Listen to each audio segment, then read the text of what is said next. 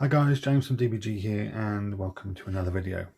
As usual, given the unusual times we live in, it is another showcase video. It's of the latest job I've just done. It's the Kings of War army.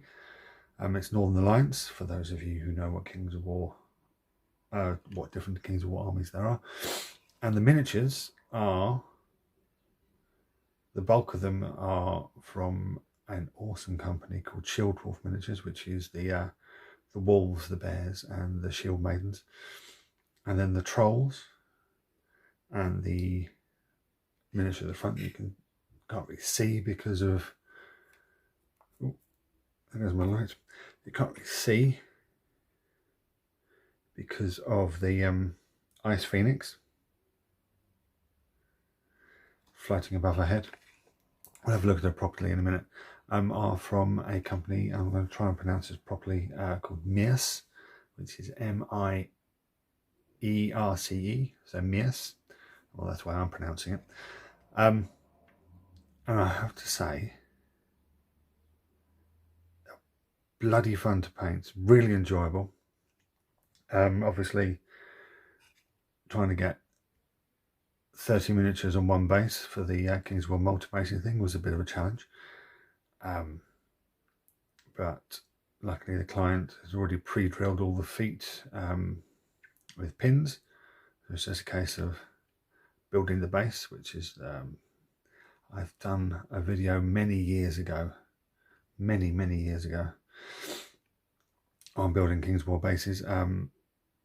It's basically corkboard or cork matting.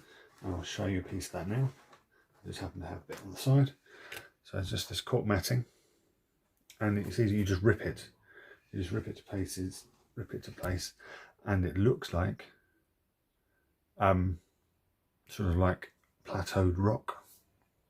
Then you put your basing material on top of that, and your tufts and your snow. And my snow is the cheapest snow you can probably get. It's not official snow.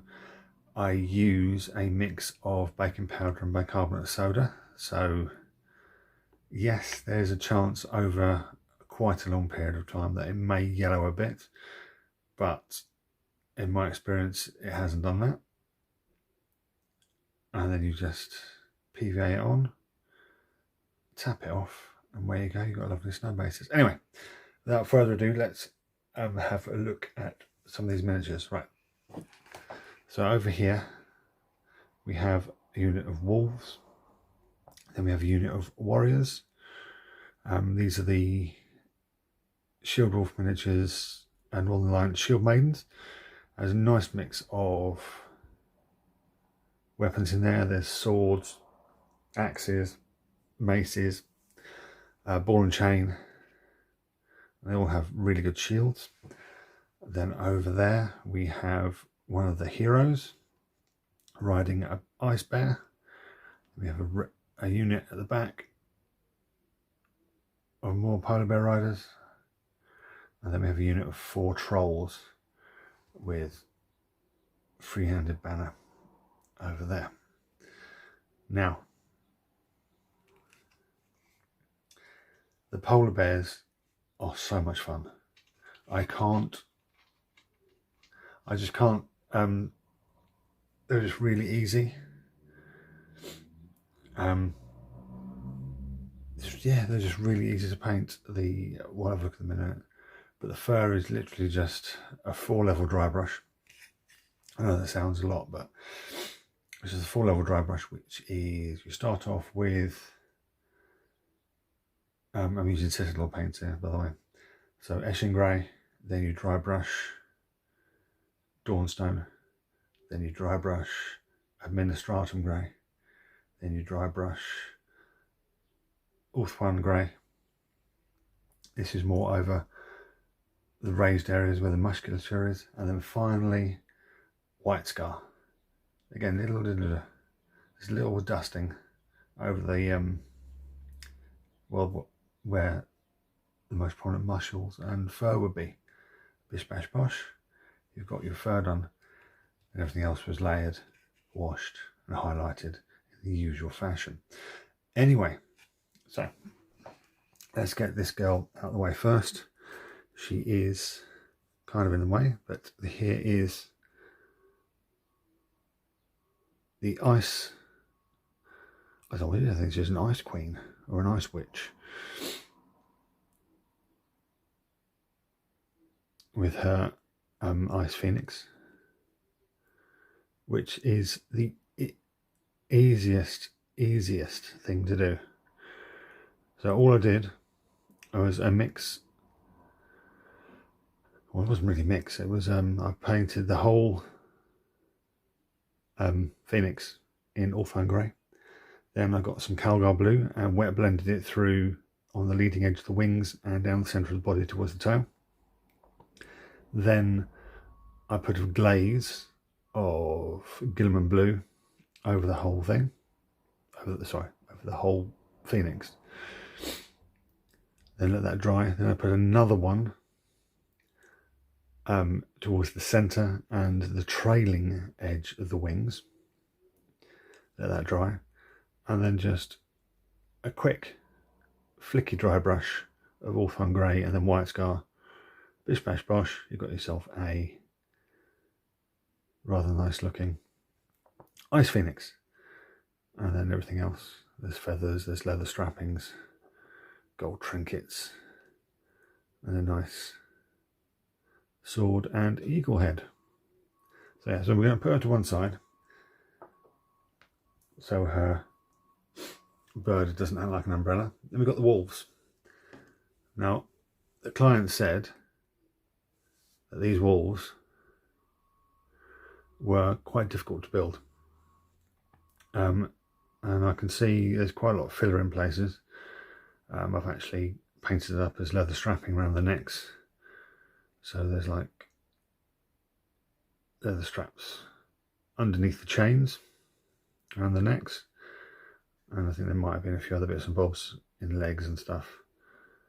But yeah, no, these good. Again, these are very easy to paint. Again, mainly dry brushing with a little bit of pink in the ears, yellow eyes, obviously your mouth colours, just to make them pop. Now we've got this horde of ice warriors. I've no idea what they're actually called in the army list. I don't actually have the latest edition of Kings of War. I only have the second edition. And as you can see, the banner has a freehand Celtic wolf head on it.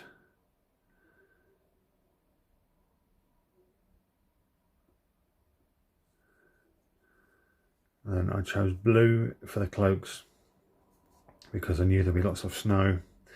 So I chose a colour that would contrast well with white. So obviously, so blue is a good one to go for.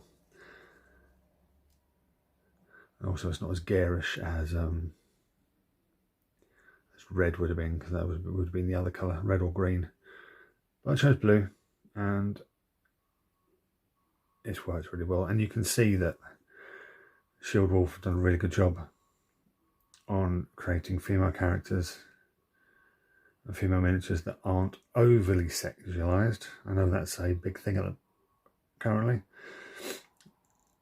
especially considering the way fantasy art was back in the 70s and 80s when I first started doing this. It's full of barbarian women wearing very little at all. At least these young ladies are wearing forms of mail and plate and stuff like that. Right, now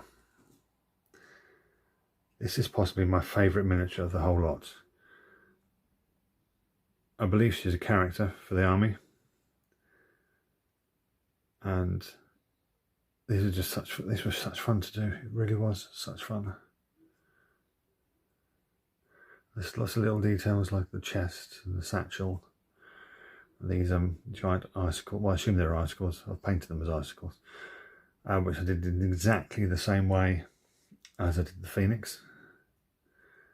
And then the face, in order to make the details pop, I put quite a heavily watered down wash of Agrax over the skin areas, or the light fur areas, as you would, so the faces and the feet basically, and sort of work that through back into the fur, so it didn't stand out, because sometimes if you do a wash like that it stands out like a sore thumb. So I've worked it back in. Wouldn't do that as much. So now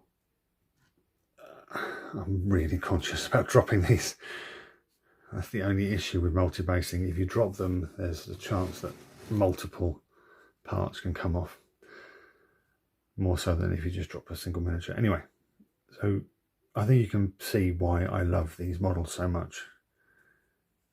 The detail on them is fantastic. The character in the faces is fantastic.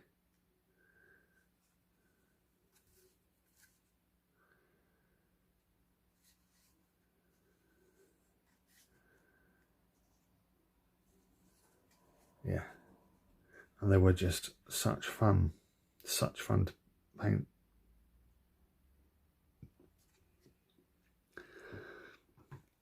And last but not least, and we're going to have trouble fitting these in frame, I think, just as a frame of reference, each one of these trolls is either the same size or slightly bigger than a Games Workshop Demon Prince. Okay, that's how big they are. And again, I went with blue. Well, the client gave me enough options to the skin, so I went with blue. So I sort of tied in with, because blue seems to be a running thing in most of the army as a contrast colour. Right, and the skin on these, again, because there's an awful lot of detail on these, the light is changing quite a lot in this room. Yeah, there's lots of details. There's lots of wrinkles in the skin, sort of like rhinoceros skin. There's cuts, badly healed lacerations, little bits of fur,